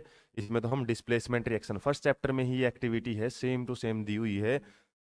इसमें क्या लिया हुआ है, यदि हम आयरन नेल को कॉपर सल्फेट सॉल्यूशन में डालते हैं तो कुछ टाइम के बाद देखेंगे जो नेल थी आयरन नेल थी ये क्या हो जाती है, ये कॉपर सल्फेट सॉल्यूशन का जो कलर है उसको ब्राउनिश कर देती है, और ऐसी हमारी जो नेल है वो हो जाती है ब्राउन ब्राउन सा, जो कलर है वो नेल के ऊपर आके चिपक जाता है। जबकि जो मतलब क्या करेगी, ये सिंपली साल्ट में से कॉपर सल्फेट में से क्या कर लेगी, कॉपर को रिमूव कर देगी, और कॉपर रिमूव होके आयरन नेल के ऊपर जगह जाके चिपक जाएगा, और जो हमारा कलर है ना वो हो जाएगा फेड यहाँ पे। तो ऐसे ही एक दूसरी एक्टिविटी यदि हम करें, दूसरी एक्टिविटी में कॉपर की वायर को डाल लें और आयरन सल्फेट का सॉल्यूशन यूज करें, तो उस केस में कोई रिएक्शन शो नहीं करेगी। यदि यह आ जाए ना अकेला, तो इसमें ऐसे कट का निशान मिल जाए तो इसका मतलब क्या है, नो रिएक्शन। क्योंकि कॉपर है ना, वो आयरन सल्फेट में से आयरन को अलग नहीं कर सकता, लेकिन यहाँ पे आयरन नेल है वो जरूर कॉपर सल्फेट में से कॉपर को अलग अलग है दोनों एक्टिविटी। और इसमें आपको आयरन नेल का दिखाया हुआ है डिस्प्लेसमेंट रिएक्शन शो करता है सिंपली। ये तो हमने फर्स्ट चैप्टर में पढ़ा है। आयरन को यदि हम कॉपर सल्फेट सॉल्यूशन में डालते हैं तो आयरन सल्फेट है वो बनता है, और कॉपर है वो चिपक जाता है आयरन नेल के ऊपर और ब्राउनिश कलर है वो देता है। अब ये आपको याद रखनी पड़ेगी, रिएक्टिविटी सीरीज क्या होती है। एक प्रकार से क्या करते हैं हम, in order of their decreasing activity. जब हम डिक्रीजिंग एक्टिविटी ऐसे छोटी छोटी, इंक्रीजिंग है डिक्रीजिंग, डिक्रीजिंग एक्टिविटी में जब उनको अरेंज किया जाता है, सबसे ज़्यादा पोटेशियम, फिर सोडियम, कैल्शियम। मेन बात याद रखनी है आपने, हाइड्रोजन कहाँ पे हाई किया हुआ है। हाइड्रोजन से नीचे की जितनी मेटल्स है ना, वो किसी भी एसिड में से हाइड्रोजन को क्या है, डिस्प्लेस करके हाइड्रोजन गैस नहीं निकाल सकती। ये आपको ध्यान रखना होता है। सिल्वर गोल्ड, ये ये आपका गोल्ड है, ये सिल्वर है, और मरकरी और कॉपर ये आपके हाइड्रोजन को रिप्लेस नहीं कर सकते हैं या डिस्प्लेस नहीं कर सकते हैं एसिड से। इसके अलावा ऊपर की जो मेटल्स हैं ये आपके डिस्प्लेसमेंट में काम आती हैं। वो कैसे, जैसे आपको दे दिया एल्यूमिनियम की रिएक्शन किसके साथ की हुई है, जिंक सल्फेट के साथ की हुई है, तो एल्यूमिनियम सिंपली इसको क्या कर सकती है, रिप्लेस कर सकती है। उल्टा आ जाए, जिंक की रिएक्शन एल्यूमिनियम सल्फेट के साथ की हुई है तो क्या होएगा, नो रिएक्शन होगी, कोई रिएक्शन शो नहीं करेगा। तो ये आपको याद रखना पड़ेगा कौन सी मेटल किसके नीचे लाई किया हुआ, मतलब उसकी जो रिएक्टिविटी है वो कम है। आयरन की रिएक्टिविटी जिंक से कम है, और जिंक की रिएक्टिविटी एल्यूमिनियम से कम है। मैग्नीशियम की एक्टिविटी इनसे सबसे आगे है। इसी टाइप की जो एक्टिविटी सीरीज यदि आपको याद है तो आप क्या कर सकते हो, ब्लू बॉक्स क्वेश्चन है वो सॉल्व कर सकते हो। एक ब्लू बॉक्स क्वेश्चन ये दिया हुआ है, एक अजीबोगरीब सा क्वेश्चन, में काफ़ी कन्फ्यूजन रहती है, सॉल्व नहीं हो पाता है ये। इससे पहले तो हम पहले ऊपर वाले क्वेश्चन है वो देख लेते हैं। Why is sodium kept immersed in oil, क्योंकि सोडियम का आपने पढ़ा था ना, ऑयल के अंदर क्यों डाल के रखते हैं कैरोसिन ऑयल में, क्योंकि ये रिएक्ट कर सकता है and react oxygen and water to release hydrogen, और ये हाइड्रोजन क्या कर सकती है, फिर रिएक्शन करके ऑक्सीजन के साथ क्या करती है, विग्रसली या फिर एक्सप्लोजिव रिएक्शन है वो शो कर सकती है। इसको इस रिएक्शन से बचाने के लिए हम ऑयल में डाल के रखते हैं। Right the equation for the reactions. Iron की स्टीम के साथ रिएक्शन दिखानी है। आयरन की रिएक्शन स्टीम के साथ दिखाएंगे तो आया था एक Fe से पहले देखा था ना हमने, जो एक्टिविटी बेस पे हम बात कर रहे थे वहां पे कुछ रिएक्शंस दी हुई थी और बोला था आपको यहाँ पे जैसे आयरन की रिएक्शन स्टीम के साथ करेंगे तो Fe3O4 बनेगा। एक Fe2O3 भी बनता है, रस्ट का फॉर्मूला होता है, लेकिन यहाँ पे क्या है, Fe3O4 बनता है जब स्टीम के साथ रिएक्शन करता है। रस्ट कैसे बनता है, नॉर्मल वाटर के साथ रिएक्शन। तो इनमें थोड़ा ध्यान रखना, Fe3O4 बनेगा ना कि Fe2O3। और उसके बाद और क्या पूछा हुआ उस क्वेश्चन में देख लेते हैं। Second, calcium and potassium with water.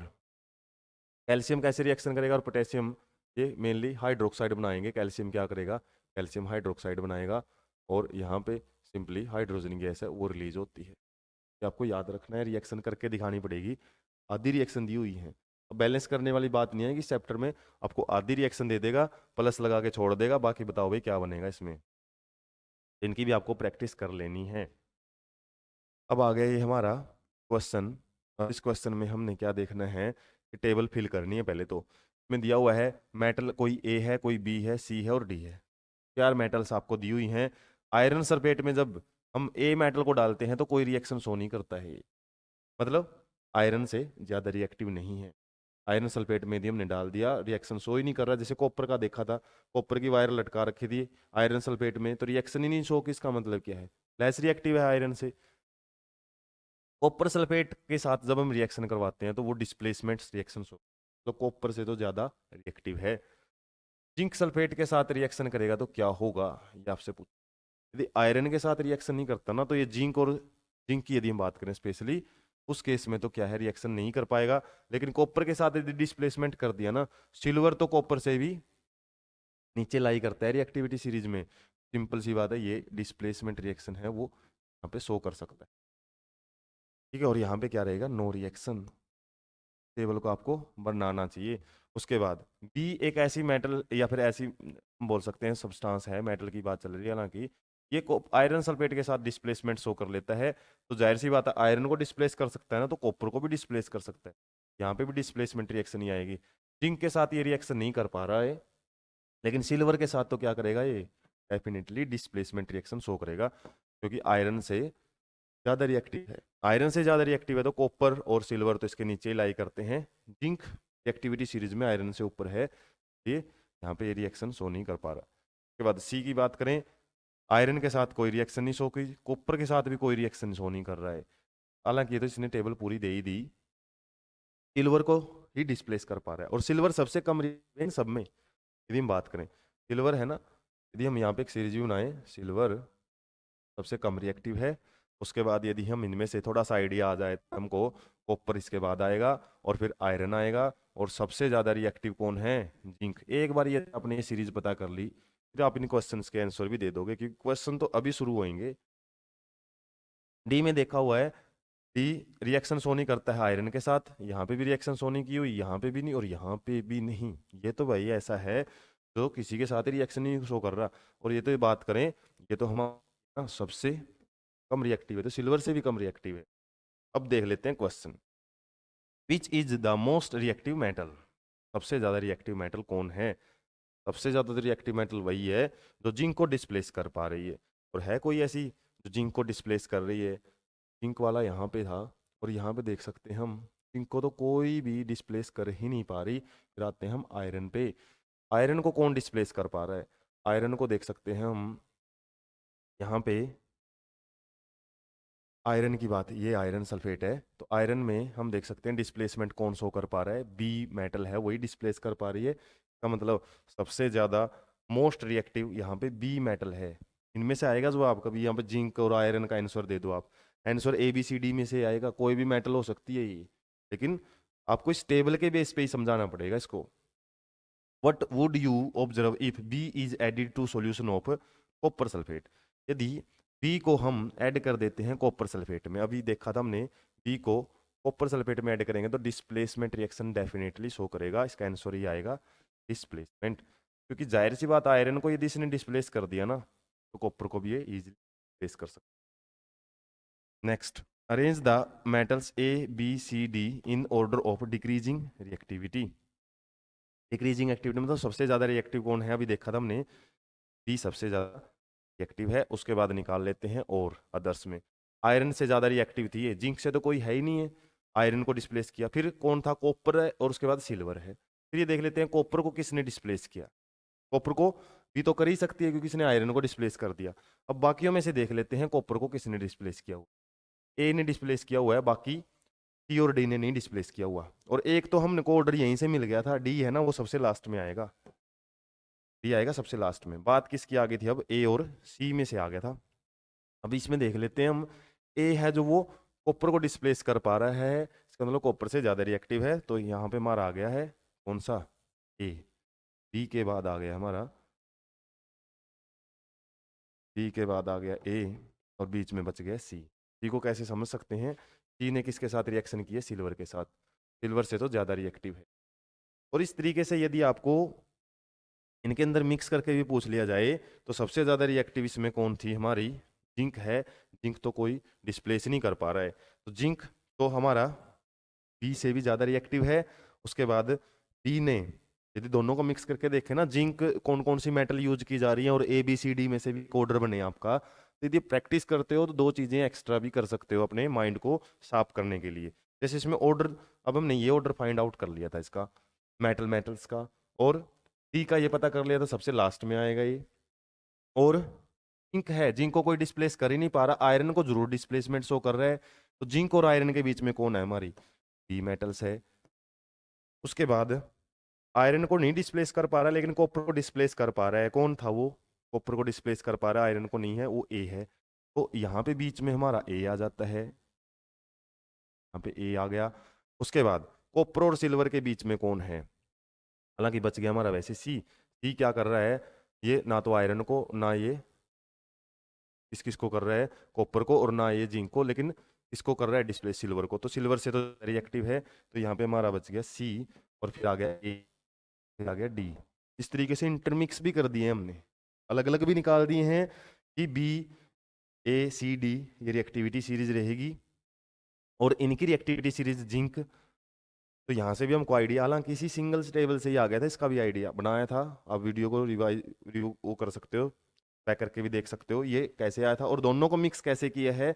दोनों में यदि हमने देखा, जिंक सबसे पहले नंबर पे है हमारा, जिंक, उसके बाद हमारा बी आया है, उसके बाद फिर तीसरे नंबर पे आयरन आया है, चौथे नंबर पे आया है ए, और फिर आया पांचवें पे कॉपर, पे सातवें पे आया है एजी, और आठवें पे आया है डी।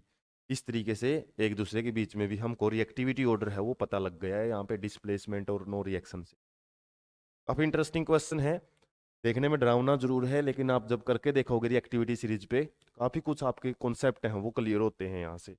नेक्स्ट क्वेश्चन देख लेते हैं, which gas is produced when dilute hydrochloric acid is added to reactive metal, write the chemical reactions when iron react with dilute H2SO4। Sulphuric acid के साथ आपको पूछा हुआ है यहाँ पे, डाइल्यूट सल्फ्यूरिक एसिड जब रिएक्शन करती है ना किसके साथ, किसी भी रिएक्टिव मेटल के साथ, और डाइल्यूट सल्फ्यूरिक एसिड का ये खासकर डाइल्यूट हाइड्रोक्लोरिक एसिड की रिएक्शन बोला हुआ है इसने। हाइड्रोक्लोरिक एसिड कैसे रिएक्शन करता है, HCl है, किसी भी मेटल के साथ रिएक्शन करके मेटल का साल्ट बना देता है और हाइड्रोजन गैस निकलती है। तो ये हाइड्रोजन गैस ही पूछिए पहली बात। Right the chemical reaction with dilute H2SO4। तो डाइल्यूट H2SO4 के साथ कैसे रिएक्शन करेगा हमारा आयरन, H2SO4 के साथ रिएक्शन करके क्या बनाएगा, सल्फेट। और देख सकते हैं हम, इसने क्या बोला है, iron simply chemical reaction iron react, हाँ इसमें ऑक्सीडेशन स्टेट नहीं दी है, वरना तो ऑक्सीडेशन स्टेट आयरन 2 शो करता है, 2 भी करता है और 3 भी करता है। 2 को हम फेरस बोलते हैं और इसको फेरिक बोलते हैं। तो यदि आपको बोल दिया जाता ना Fe2 कैसे रिएक्शन करेगा, फिर हमारा अलग फॉर्मूला बनता, और Fe3 देता तो फिर अलग फॉर्मूला बनता। अब Fe2 का देख लेते हैं। Fe2 तो क्या करेगा, सल्फेट के साथ रिएक्शन कैसे करेगा, सल्फेट की भी वैलेंसी 2 होती है, सिंपल FeSO4 बनाएगा और H2 गैस निकलेगी। लेकिन यदि दे देता आपको 3, तो 3 मतलब आयरन की वैलेंसी आपको 3 लेनी पड़ेगी। अब आयरन की वैलेंसी 3 है तो वो तो सल्फेट के पाँव में चली जाएगी, सल्फेट की वैलेंसी यहाँ पे आ जाएगी और हाइड्रोजन गैस तो लेगी ही। ये चेंजेस आ जाते हैं यदि आप थोड़ा सा कॉन्सेप्ट को मामूली सा डीपली लेके चलते हो। वरना इसमें बोल रहा है ना इसने सिंपल आयरन, तो कौन सी भी रिएक्शन आप करके दिखा सकते हो, दोनों ही ठीक मानी जाएंगी। ठीक है, आयरन सेकंड वाली भी कर सकते हो, आयरन थर्ड वाली भी कर सकते हो। दोनों की रिएक्शन मैंने अलग अलग बता दी। सेकंड का मतलब ऑक्सीडेशन स्टेट दी हुई है इसकी, थर्ड का मतलब ऑक्सीडेशन स्टेट। वैलेंसी एक्सचेंज करके आपको कंपाउंड बनाने में फिर कोई प्रॉब्लम नहीं आएगी।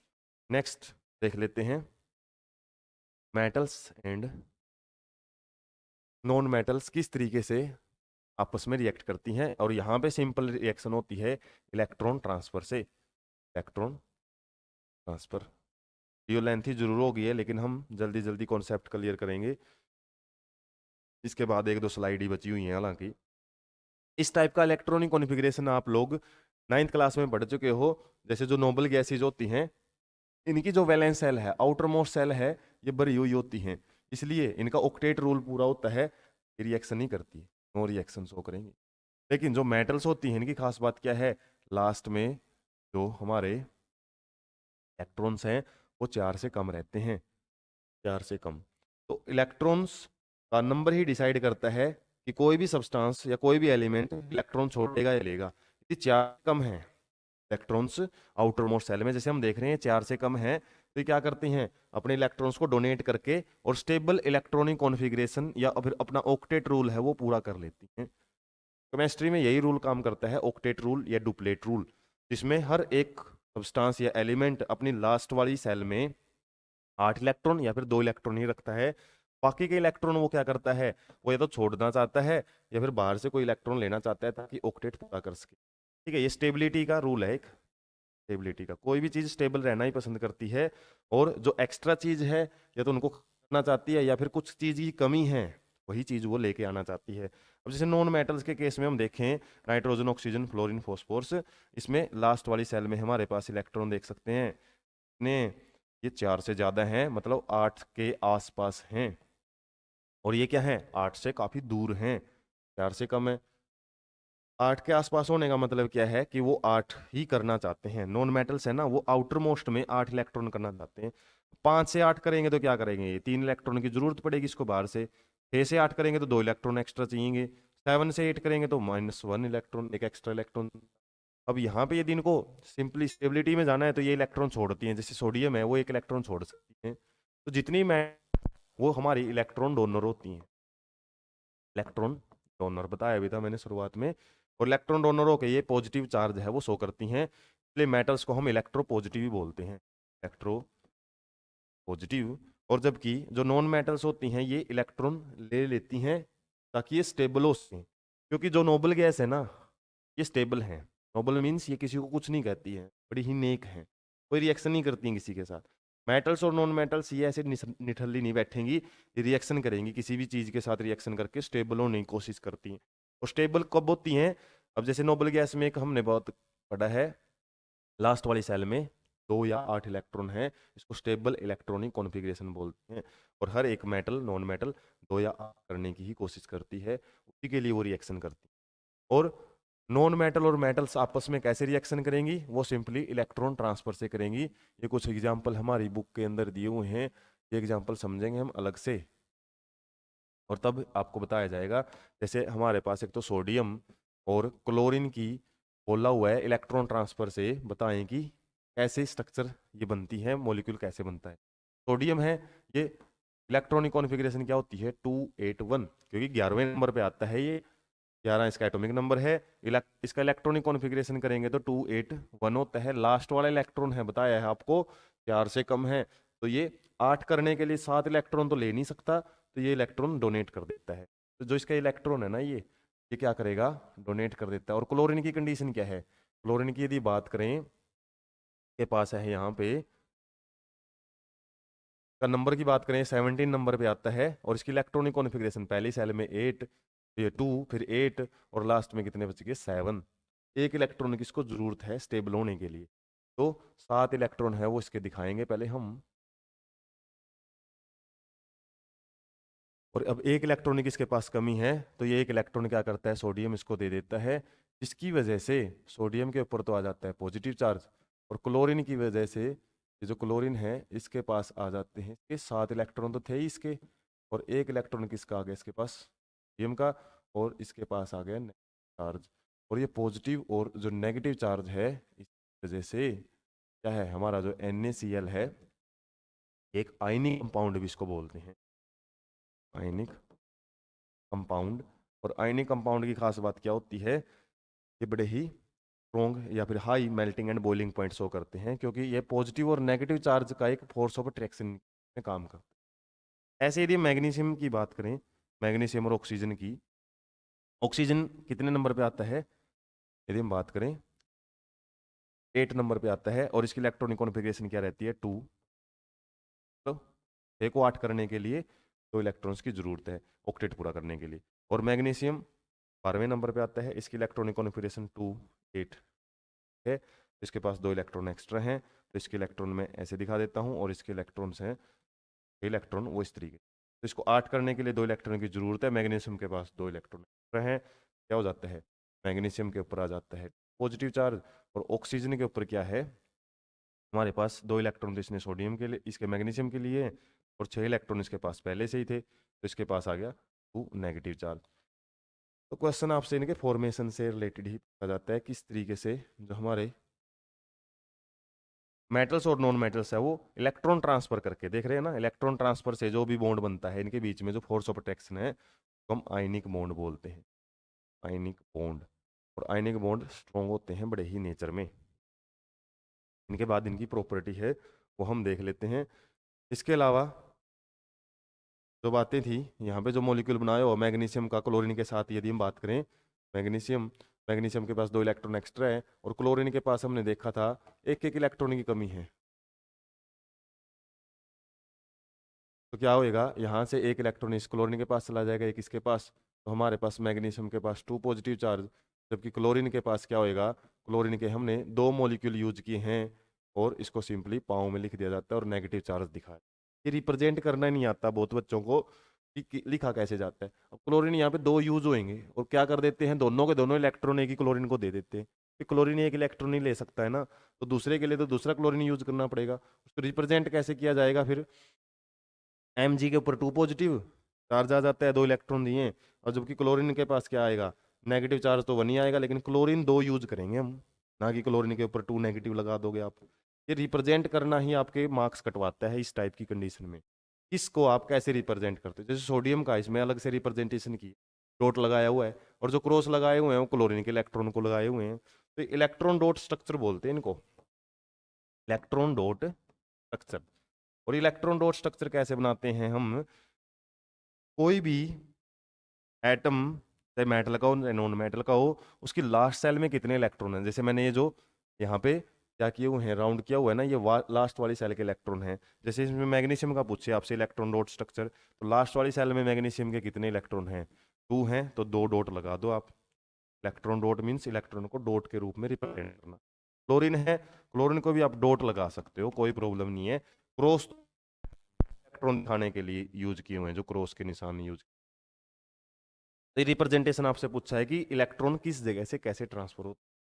नेक्स्ट देख लेते हैं हम इनकी प्रॉपर्टीज, और प्रॉपर्टीज में ये जो कुछ एक्टिविटी दी हुई है वो क्या रिप्रेजेंट कर रही है, सिंपल, कोई भी जो आयनिक कंपाउंड है ना, जिनके अंदर आयनिक बॉन्ड है, मेटल और नॉन मेटल रिएक्ट करके जो कंपाउंड बनाती हैं वो आयनिक कंपाउंड होते हैं, क्योंकि इनके बीच में आयनिक बॉन्ड होता है। और आयनिक बॉन्ड हमने क्या पढ़ा था, इलेक्ट्रॉन ट्रांसफर से बनता है। तो यहाँ पे सबसे पहली प्रॉपर्टी क्या है, ये हमारे यदि आयनिक कंपाउंड को हम आग के ऊपर रखें जलाएं तो क्या है, पिघलती नहीं है इजिली, तो इससे क्या रिप्रेजेंट होता है कि ये high melting and boiling point रखती हैं। इसके अलावा ये एक्टिविटी तो समझते आ ही रहे हो, इसके अंदर बैटरी यूज किया हुआ, बल्ब यूज किया हुआ है, जाहिर सी बात है यदि हम किसी भी आयनिक कंपाउंड को वाटर के अंदर डिजोल्व करेंगे तो क्या होएगा, इलेक्ट्रिकल कंडक्टिविटी है वो शो करेगा, इलेक्ट्रिकल कंडक्टिविटी। इसके अलावा कुछ प्रॉपर्टी दी हुई है फिजिकल नेचर की बात करें, आयनिक कंपाउंड सॉलिड होते हैं और हार्ड होते हैं, क्योंकि इनके बीच में strong electrostatic force of attraction काम करता है। इलेक्ट्रोस्टैटिक मीन्स जो आयंस के बीच का जो चार्ज है, पॉजिटिव और नेगेटिव चार्जेज होते हैं उनके बीच का जो फोर्स है ना, हम electrostatic strong force of attraction बोलते हैं, पॉजिटिव और नेगेटिव के बीच में। लेकिन ये कंपाउंड क्या होते हैं, ब्रिटल होते हैं, breaks into pieces when pressure is applied. लेकिन इतने ही मजबूत नहीं है, मेटल जितने मजबूत नहीं मिलेंगे, ये मुड़े, ये टूट सकते हैं, ठीक है। जो इजिली प्रेशर से मुड़ जाएं उनको हम क्या बोलते हैं कि उनके अंदर जो फोल्डेबल कैपेसिटी होती है मेटल शो करती है। और ब्रिटल क्या होता है, ब्रिटल तो यदि मोड़ने की कोशिश करें तो ब्रेक हो सकते हैं। तो इतना भी स्ट्रॉन्ग नहीं होता, मेटेलिक बॉन्ड जितना स्ट्रॉन्ग नहीं है, लेकिन वैसे नॉर्मली देखा जाए तो अच्छा खासा इनके अंदर मेल्टिंग एंड बॉइलिंग पॉइंट है वो शो करते हैं। एक टेबल दी हुई है, हालांकि इस टेबल से रिलेटेड कोई ऐसा क्वेश्चन तो नहीं आपसे पूछेंगे, इसमें सिंपल एक आइडिया दिया हुआ है। जो NaCl है ना, इसका मेल्टिंग पॉइंट कितना होता है 1074 केल्विन, और बॉइलिंग पॉइंट उबलता किस टेम्परेचर पे है 1686 केल्विन के ऊपर उबलता है। तो ऐसे नॉर्मली इनका इस टेबल का मकसद यही दिखाना है आपको कि इनके मेल्टिंग एंड बॉइलिंग पॉइंट बहुत ज़्यादा हाई होते हैं। सोलिबिलिटी की बात करें तो इलेक्ट्रोवैलेंट कंपाउंड होते हैं, इलेक्ट्रोवैलेंट मीन्स इलेक्ट्रॉन ट्रांसफर से बनने वाले कंपाउंड, और ये सोल्यूबल होते हैं किसमें, वाटर में, क्योंकि वाटर क्या होता है, polar in nature, polar in nature. Polar means इसके पास भी पोलैरिटी होती है, पॉजिटिव और नेगेटिव, वो कम होती है वो अलग बात है, लेकिन हमने देखा है क्लोरीन और सोडियम और क्लोरीन के पास भी पोलैरिटी है। तो पोलैरिटी पोलैरिटी या पोलर लाइक या पोलर जो डिजोल्व होने की जो कैपेसिटी होती है ना, कोई भी चीज़ डिजोल्व कब होती है, वो डिजोल्व होती है लाइक डिजोल्व लाइक, एक कॉन्सेप्ट आता है। एक जैसे जो सब्सटेंस होते हैं ना, वो एक जैसे सब्सटेंस में ही डिजोल्व होने की कोशिश करते हैं। NaCl है, ये भी पोलर है, वाटर क्या है वो भी पोलर है, इसलिए इजिली डिजोल्व हो जाते हैं। नॉन पोलर, पोलर में कभी डिजोल्व नहीं होते। नॉन पोलर क्या होते हैं, हमारे ऑयल्स होते हैं, में भी ऑयल है ना, बोलते हैं कि ऑयल डिजोल्व क्यों नहीं होता वाटर में, नेचर अलग है उनकी, एक पोलर इन नेचर है, एक नॉन पोलर है, मतलब एक के अंदर पोलैरिटी है पॉजिटिव नेगेटिव की, दूसरे के अंदर नहीं है, जिसकी वजह से वो क्या है, सोल्युबिलिटी नहीं है। तो वाटर के अंदर अच्छे खासे सोल्यूबल हैं, लेकिन इसके अंदर कैरोसिन जैसे ऑयल है, पेट्रोल है, इनके अंदर हमारे आयनिक कंपाउंड साल्ट वगैरह है वो घुलते नहीं हैं। के बाद कंडक्शन ऑफ इलेक्ट्रिसिटी पढ़ ही लिया, बड़े अच्छे खासे कंडक्टर होते हैं, क्योंकि ये क्या होते हैं, वाटर के अंदर डिजोल्व होते ही इसमें कन्वर्ट हो जाते हैं, चार्ज्ड पार्टिकल या आयंस में कन्वर्ट हो जाते हैं, और ये वाटर क्या करता है, फिर आयंस के माध्यम से ही इलेक्ट्रिसिटी है वो कंडक्ट करता है। तो गुड कंडक्टर होते हैं ये। इसके अलावा मेल्टिंग एंड बॉइलिंग पॉइंट का आपको बता ही दिया था, यहाँ पे स्ट्रॉन्ग फोर्स ऑफ अट्रैक्शन होता है ना, उसके लिए ज़्यादा एनर्जी देनी पड़ती है, इसलिए इनका high melting and boiling point होता है। इसके अलावा और बातें क्या दी हुई है इसमें, ionic compound conduct electricity in molten state. Molten और एक्वस दो वर्ड आपसे पूछ लिए जाते हैं, एक्वस एंड मोल्टन। मोल्टन तो क्या है, जब हम किसी भी आयनिक कंपाउंड को हीट देंगे ना वो पिघल जाता है बिना पानी यूज किए, जब उसको पिघला देते हैं हम टेम्परेचर गर्म करके तो उसको मोल्टन स्टेट बोलते हैं। वाटर में घोल के जब उसको पिघला देते हैं उसको एक्वस स्टेट बोलते हैं। दोनों ही स्टेट में क्या करता है,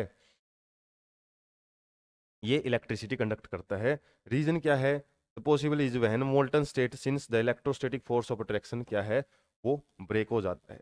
जब हम हीट देंगे ना तो ये फोर्स ऑफ अट्रैक्शन टूट जाता है, जिसकी वजह से हमारे जो चार्ज्ड पार्टिकल है ना NaCl, जो पहले चिपके हुए थे आपस में, वो बॉन्ड ब्रेक हो चुका है हीटिंग की वजह से। फिर क्या होगा, वहाँ पे ये आयंस हैं वो अलग अलग मूव कर सकते हैं, फ्रीली मूव कर सकते हैं, जिसकी वजह से इलेक्ट्रिसिटी को हमारी ये कंडक्ट करना शुरू कर देते हैं। तो यही दिया हुआ है कि मोल्टन स्टेट में, आपसे क्वेश्चन यही बनता है, मोल्टन स्टेट में कंडक्टर कैसे बन जाते हैं आयनिक कंपाउंड। वैसे सॉलिड स्टेट में तो नहीं करेंगे कंडक्टिविटी, आपको याद रखना है। जो घर में साल्ट होता है सॉलिड स्टेट में, तो वो क्या है, इलेक्ट्रिसिटी कंडक्ट नहीं करेगा। जैसे हमारा रॉक साल्ट होता है, काला नमक होता है, उसमें यदि हम वायर यूज करें बैटरी के साथ कनेक्ट करके, वो इलेक्ट्रिसिटी नहीं कंडक्ट करेगा। पिघला देते हैं तब जरूर करता है, वाटर में घोल देंगे तब जरूर करेगा, क्योंकि वाटर में घोलने से या फिर उसको पिघलाने से उनके बीच का जो फोर्स ऑफ अट्रैक्शन है ना वो ब्रेक हो जाता है। बोलेंगे वाटर में क्यों डिजोल्व हो जाता है यदि इतना स्ट्रॉन्ग फोर्स ऑफ अट्रैक्शन है, तो वाटर एक छोटी चीज़ नहीं है। वाटर के बारे में जब आप हायर क्लासेज में पढ़ोगे, डाइलेक्ट्रिक कांस्टेंट, कुछ ऐसे फैक्टर आ जाते हैं, एक सोल्वेशन पावर है, या फिर जो इसका वेटिंग, जब ये मतलब किसी भी सब्सटेंस को हम वाटर में डालते हैं तो क्या है, एक हाइड्रेशन एंथैल्पी होती है, वो कितना ज़्यादा वाटर के मॉलिक्यूल उस मॉलिक्यूल के साथ बाइंड करते हैं जो हमने सब्सटेंस उसके अंदर डाला है, उसको हाइड्रेशन एंथैल्पी बोलते हैं। हाइड्रेशन एनर्जी इतनी ज़्यादा होती है कि वो इन बॉन्ड्स को ब्रेक कर देता है इजीली, तो जिसकी वजह से ये बॉन्ड एक बार ब्रेक हो गए ना, आयंस फ्रीली मूव कर सकते हैं, इलेक्ट्रिसिटी कंडक्ट कर सकते हैं।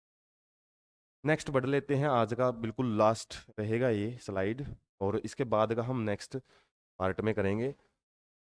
सबसे पहले आपसे इलेक्ट्रॉन डॉट स्ट्रक्चर पूछी हुई है भाई, सोडियम, ऑक्सीजन और मैग्नीशियम की, के बारे में आपको पता होना चाहिए। सोडियम, मैग्नीशियम और ऑक्सीजन, इनका एटॉमिक नंबर पता होना चाहिए। एटॉमिक नंबर क्या है इनका, 11वें नंबर पे आता है, मैग्नीशियम 12वें पे आता है, ऑक्सीजन आता है 8वें।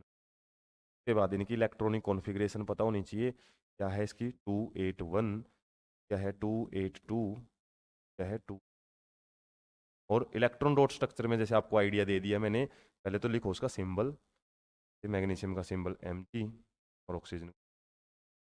अब क्या करना है, जो लास्ट में इलेक्ट्रॉन है ना, लास्ट सेल में इलेक्ट्रॉन, वैलेंस सेल इलेक्ट्रॉन जिसको बोलते हैं, वो रिप्रेजेंट किए जाते हैं डॉट लगा दो। इसमें 1 है तो 1 डॉट लगा दो, इसके अंदर 2 है तो 2 डॉट लगा दो आप, और ये हैं तो आपको इसके बाद 6 डॉट लगाने पड़ेंगे। इलेक्ट्रॉन डॉट स्ट्रक्चर के लिए सिंपली आपको एटॉमिक नंबर पता होना चाहिए, इलेक्ट्रॉनिक कॉन्फ़िगरेशन पता होनी चाहिए, जो कि 9th क्लास है।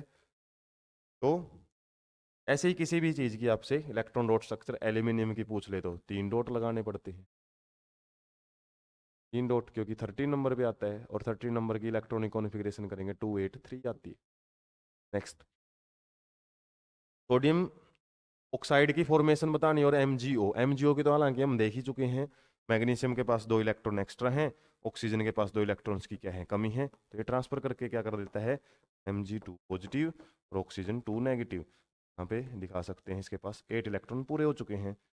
ठीक है, से हम एमजीओ की तो बना लेते हैं स्ट्रक्चर। सोडियम वाली स्ट्रक्चर में कई बच्चे मार खा जाते हैं कि सोडियम के पास 1 इलेक्ट्रॉन है तो 2 सोडियम यूज करने पड़ेंगे, क्योंकि ऑक्सीजन को तो वही 2 इलेक्ट्रॉन की जरूरत है, तो एक सोडियम 1 इलेक्ट्रॉन देगा, दूसरा सोडियम दूसरा, तो यहाँ पे सोडियम के ऊपर आ जाता है पॉजिटिव चार्ज, और यहाँ पे आ जाता है 2, 2 सोडियम यूज किए हैं, ऑक्सीजन हमने एक ही यूज किया है, जिसकी वजह से तो इसके पास जो हमारे इलेक्ट्रॉन्स हैं वो इस तरीके से 8 आ जाते हैं। यही सारा खेल इसका है, आप कैसे कर, यही है, आप कई बार ऊपर लिख देते हो, कई बार नीचे, कि 2 रिप्रेजेंट करता है पर कितने यूज किए आप, और ये चार्ज कितना आया है, ऑक्सीजन ने 2 इलेक्ट्रॉन लिए हैं तो 2 नेगेटिव चार्ज आ जाते हैं इसके ऊपर। इस तरीके से रिप्रेजेंटेशन का ही मैटर है।